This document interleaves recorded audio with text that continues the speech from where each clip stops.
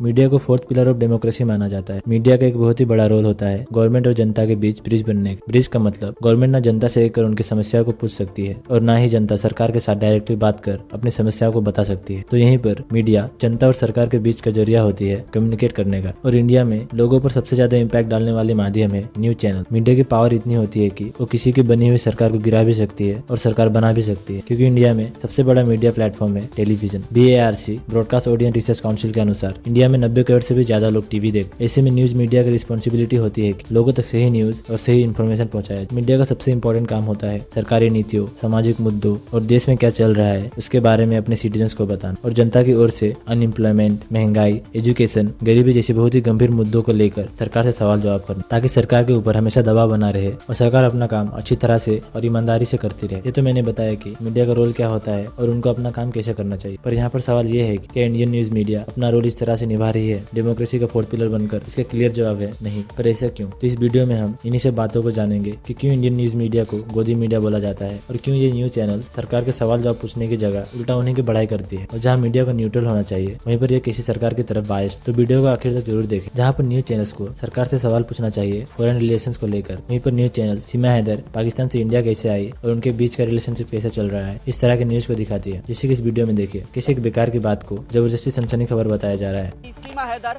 सचिन के बच्चे की मां बनेंगी। सीमा सचिन के पहले बच्चे और कुल 5 बच्चों की मां बनने वाली है। फिलहाल इस बयान से एक बार फिर से सनसनी फैल गई है। ये एक वीडियो नहीं है जहाँ पर इस तरह के बेकार के टॉपिक्स को कवर किया जा रहा हो। अगर आप इंटरनेट पर इन न्यूज चैनल्स को चेक करेंगे तो ज्यादातर वीडियोस आपको इसी तरह के मिलेंगे। जैसे कि जी न्यूज पर एक शो आता है DNA, जिसको पहले होस्ट करते थे सुधीर चौधरी, जिसमें 2022 में करीब 73 शोज में 28 बार धर्म को लेकर, 25 बार इधर उधर की बातें, 5 बार अपोजिशन के खिलाफ और 3 बार पाकिस्तान के ऊपर बात किया गया था। भले ये रिपोर्ट 2022 की है, इससे हम अंदाजा लगा सकते हैं कि किस तरह की रिपोर्टिंग चल रही है। वैसे ही जितने भी बड़े न्यूज चैनल्स हैं जैसे news 18 India, times now, Republic Bharat, आज तक, ABP न्यूज, किसी में भी अनएम्प्लॉयमेंट, इन्फ्लेशन जैसे टॉपिक्स को ना के बराबर ही टच किया गया है। अगर सबसे ज्यादा किसी टॉपिक के ऊपर बात किया गया है तो वो है धर्म को लेकर। न्यूज चैनल पर हिंदू मुस्लिम को लेकर इतना डिबेट किया जाता है कि लोग दूसरे इंपॉर्टेंट टॉपिक्स को भूल ही जाते हैं और लोगों को भी लगने लगता है कि देश की सबसे बड़ी समस्या धर्म ही है। जब मणिपुर में लोग एक दूसरे को मार रहे थे, दो ट्राइब्स के बीच इतना बड़ा कॉन्फ्लिक्ट चल रहा था, पर इन सब के बारे में हमारे देश के लोगों को पता ही नहीं था कि हमारे देश के एक राज्य में इतना सब कुछ हो रहा है, क्योंकि न्यूज चैनल्स इन सब चीजों को दिखाई नहीं रही थी। उनके लिए तो सीमा और सचिन का न्यूज ज्यादा इंपॉर्टेंट और सनसनी खबर थी। और बोला जाता है कि न्यूज चैनल्स मणिपुर के न्यूज को इसलिए नहीं दिखा रही थी क्योंकि मणिपुर में बीजेपी की सरकार है। मणिपुर वायरस के स्टार्ट हुए 1 साल से भी ज्यादा हो चुके हैं, पर मणिपुर की हालत अभी भी कुछ अच्छी नहीं है।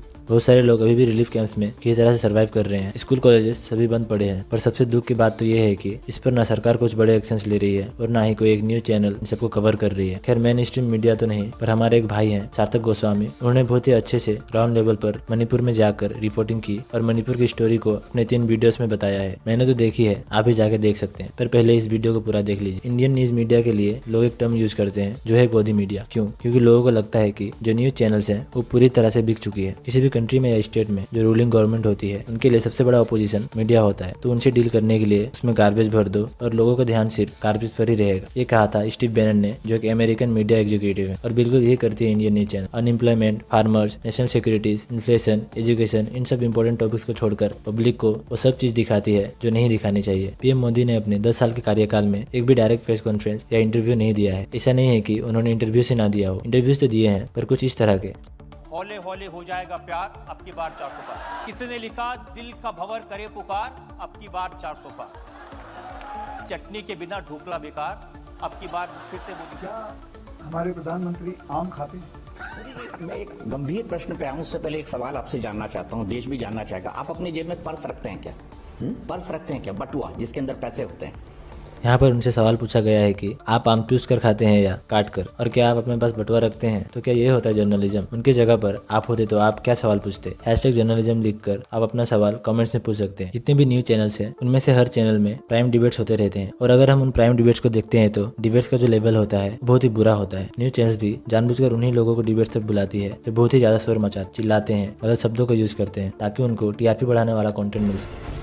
ये तस्वीरें हैं न्यूज चैनल IBN 7 पर हो रही लाइव बहस की। रविवार की शाम का वक्त था जब राधे मां को लेकर चल रही बहस के दौरान ही ओम जी और दीपा शर्मा में हाथापाई शुरू हो गई।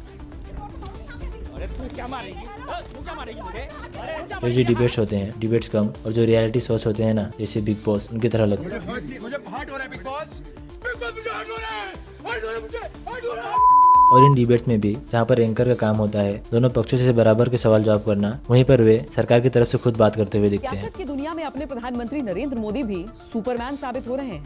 सच बताइए, why don't you get tired? आप थकते क्यों नहीं? और अगर हम उनके डिबेट्स के टाइटल्स या टॉपिक्स को देखें तो वो कुछ इस तरह की होती है। ये पाक वापस दे दे इमरान, मेरे राम वर्सेस तेरे राम, मोदी का प्राण, पाकिस्तान का चीरहरण, जब तक तोड़ेंगे नहीं तब तक छोड़ेंगे नहीं। प्रेस फ्रीडम इंडेक्स के अनुसार 180 कंट्रीज में 159 नंबर पर रैंक करती है। यहाँ तक कि हमारा पड़ोसी देश पाकिस्तान, इसमें वो भी हमसे आगे है। मैं पूरी रैंकिंग वाले आर्टिकल का लिंक डिस्क्रिप्शन में दे दूंगा, आप भी जाकर देख सकते हैं। पर क्यों, ऐसा क्या कारण है जो सभी न्यूज चैनल्स को ऐसा करना पड़ता है? उनकी कोई मजबूरी है या वो ये सब जानबूझकर ही करते हैं? इन सवालों के जवाब जानने से पहले जानते हैं कि ये न्यूज चैनल्स अर्न कैसे करते हैं। टीवी न्यूज चैनल्स कुछ इन 3-4 मेथड से रेवेन्यू क्रिएट करती है, एडवर्टाइजमेंट्स, सब्सक्रिप्शंस और स्पॉन्सरशिप्स। पर इसमें भी 75% की अर्निंग्स केवल एडवर्टाइजमेंट्स ही करती है। और कोई भी चैनल कितना अर्न करेगी वो डिपेंड करता है उनके टीआरपी पर। इसके जितना ज्यादा टीआरपी होगा उनके पास उतने ही ज्यादा ब्रांड्स आएंगी और उतने ज्यादा पैसा देगी। और इन न्यूज चैनल्स को भी पता है कि लोग आज की डेट में ड्रामा और एंटरटेनमेंट देखना पसंद करते हैं, इसलिए ये लोग जर्नलिज्म और रिपोर्टिंग छोड़कर एक्टिंग ज्यादा करते हैं और ड्रामा क्रिएट करते हैं। और न्यूज चैनल्स गवर्नमेंट की चापलूसी इसलिए करती है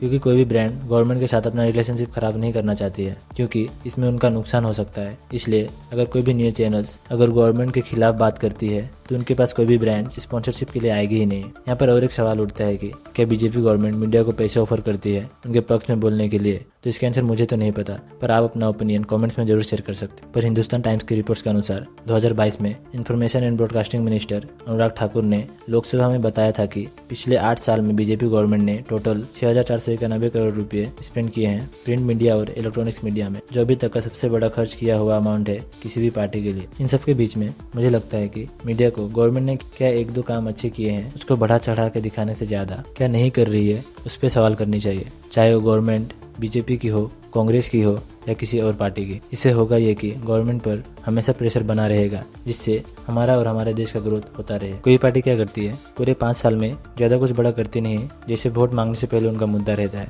पर आखिर में इलेक्शन से पहले कोई एक काम को कर लेती है और उसी के नाम पर अगले और 5 साल के लिए वोट मांगती, जैसे पिछली बार पुलवामा के शहीदों के नाम पर और इस बार राम मंदिर के नाम पर मांग रही थी। मैं मेरे फर्स्ट टाइम वोटर से कहना चाहता हूं कि आपका पहला वोट पुलवामा में जो वीर शहीद हुए, उन वीर शहीदों के नाम आपका वोट समर्पित हो सकता है।